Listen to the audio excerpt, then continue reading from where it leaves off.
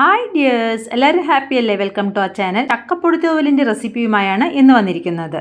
ചക്കപ്പൊടിത്തൂവലിൻ്റെ recipe ഇതിനു മുൻപ് നമ്മുടെ ചാനലിൽ ഇട്ടിട്ടുണ്ട്. അത് മഞ്ഞൾപ്പൊടിയും മുളക് പൊടിയും എല്ലാം ഇട്ടായിരുന്നു. ഇത് തനി നാടൻ രീതിയിലാണ് ഉണ്ടാക്കിയിരിക്കുന്നത്. എല്ലാവർക്കും അറിയാലോ, ചക്ക മുറിക്കുന്നതിന് മുൻപ് കയ്യിലും കത്തിയിലെല്ലാം എണ്ണ തേക്കണം, അല്ലെങ്കിൽ പശയിൽ ഒട്ടിപ്പിടിക്കും. ചക്ക മുറിച്ച ശേഷം തൊലിയെടുക്കാം. ഇവിടെ പശ ഉണ്ടാവേണ്ടതാണ്. അങ്ങനെയെങ്കിൽ ചകിരി ഉപയോഗിച്ചോ ടിഷ്യൂ പേപ്പർ ഉപയോഗിച്ചോ അതൊന്ന് തുടച്ചെടുക്കാം. പക്ഷേ ഇത് കുറച്ച് വാടിയതുകൊണ്ട് പശയൊന്നും കാണുന്നില്ല. നമുക്കിതിനെ മീഡിയം പീസസ് ആയി മുറിച്ചെടുക്കാം. മുറിക്കുന്നതൊക്കെ കൊള്ളാം, കയ്യിൽ കത്തി തട്ടാതെ നോക്കണം. കത്തിയിൽ എണ്ണ പുരട്ടിയ ശേഷം ഇതിൽ നിന്നെല്ലാം തോലെടുത്ത് മാറ്റണം. സെന്ററിലെ തണ്ട് കുറച്ച് കൂടുതലുണ്ടെങ്കിൽ അതിൽ നിന്നും ചെറിയൊരു ഭാഗം മുറിച്ചു മാറ്റാം. ചക്ക എന്ന് പറയുന്നത് പച്ചയാണെങ്കിലും പഴുത്തതാണെങ്കിലും ഒരുപാട് ഗുണങ്ങളുള്ളതാണ്.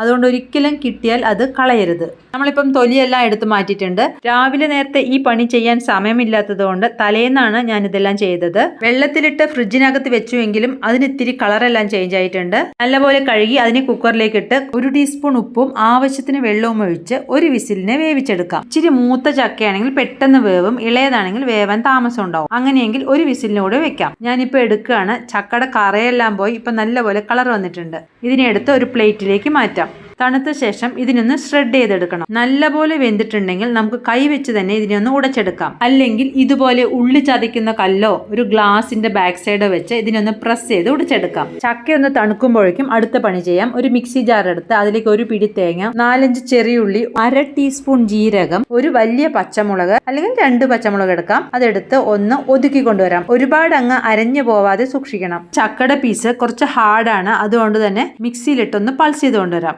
ചെറുതായി ഒന്ന് പൾസ് ചെയ്താൽ മതി, അരയരുത്. ഇത് കറക്റ്റ് ആണ്. പൊടിയായി വന്നിരിക്കുന്നത് കണ്ടില്ലേ? പ്ലേറ്റിലേക്ക് മാറ്റാം. കുറച്ച് പീസുകൾ മാത്രം ഇട്ട് പൾസ് ചെയ്യാൻ ശ്രദ്ധിക്കണം. ഇതുപോലെ മുഴുവൻ ചക്കയും പൾസ് ചെയ്ത് കൊണ്ടുവന്നിട്ടുണ്ട്. ഇനി ഒരു പണി മാത്രമേ ഉള്ളൂ, ചക്കപ്പൊടിത്തൂവൽ റെഡി. അതുകൊണ്ട് നിങ്ങൾ തീർച്ചയായും ഇതൊന്നും ഉണ്ടാക്കി നോക്കണം. അഭിപ്രായം കമന്റായി അറിയിക്കാനും മറക്കരുത്. കടുക് പൊട്ടിക്കാനായി ഒരു കടായി വെച്ച് അതിലേക്ക് 1 ടേബിൾ സ്പൂൺ വെളിച്ചെണ്ണ ഒഴിച്ച ശേഷം അതൊന്ന് ചൂടായി വരുമ്പോൾ 1/2 ടീസ്പൂൺ വെള്ള ഉഴുന്നുപരിപ്പും കുറച്ച് കടുകും 2 വറ്റൽമുളകും 2 തണ്ട് കറിവേപ്പിലയും കൂടി ഇട്ട് ഒന്ന് വഴറ്റാം. അതിനുശേഷം അതിലേക്ക് പൊടിച്ചു വച്ച ചക്കയിട്ട് ഒന്ന് ഇളക്കി കൊടുക്കണം. 1 മിനിറ്റ് ഇളക്കിയ ശേഷം അതിലേക്ക് നമ്മൾ ചതച്ച് വെച്ചില്ല തേങ്ങാക്കൂട്ട്, അതുകൂടി ഇട്ട് വീണ്ടും ഒന്ന് മിക്സ് ചെയ്യാം. ഈ തേങ്ങയുടെ പച്ചമണം മാറുന്നത് വരെ നമുക്കൊന്ന് വേവിച്ചെടുക്കണം. ചക്ക വേവിക്കുമ്പോൾ നമ്മൾ ഉപ്പിട്ടതാണ്. ഒരു അല്പം ഉപ്പിന്റെ കുറവുണ്ട്. അതും കുറച്ച് വെള്ളവും കൂടെ ഒഴിച്ചു കൊടുത്തിട്ടുണ്ട്. ചക്ക ഒരുപാട് അങ്ങ് ഡ്രൈ ആവരുതല്ലോ. സ്റ്റൗ ഒന്ന് ലോ ആക്കി ഇതൊന്ന് അടച്ചു വെച്ച് ഇടയ്ക്ക് ഇളക്കി ചക്കയും തേങ്ങയൊക്കെ ഒന്ന് വേവിച്ചെടുക്കാം.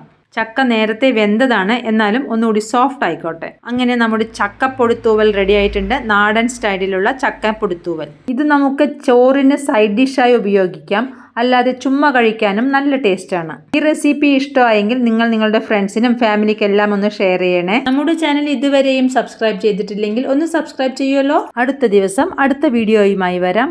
ബൈ.